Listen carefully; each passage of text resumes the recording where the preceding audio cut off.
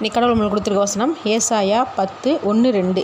ஏழைகளை வழக்கிலே தோற்க பண்ணவும், என் ஜனத்தில் சிறுமையானவர்களின் நியாயத்தை புரட்டவும், விதவைகளை சூறையாடவும், திக்கற்ற பிள்ளைகளை கொள்ளையிடவும், அநியாயமான தீர்ப்புகளை செய்கிறவர்களுக்கும் கொடுமையான கட்டளைகளை எழுதுகிறவர்களுக்கும் ஐயோ.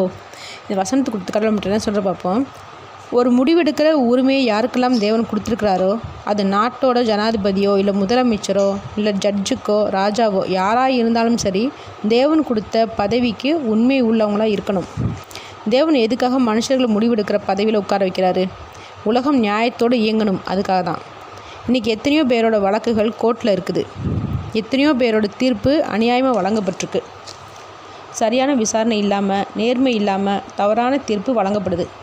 இப்படிப்பட்ட தீர்ப்புனால நியாயம் கிடைக்கிறவங்களுக்கு நியாயம் கிடைக்காத போது தேவன் தீர்ப்பு கொடுத்தவங்கள நியாயம் தீர்ப்பார்ன்றதை மறந்துடக்கூடாது. ஆமேன்.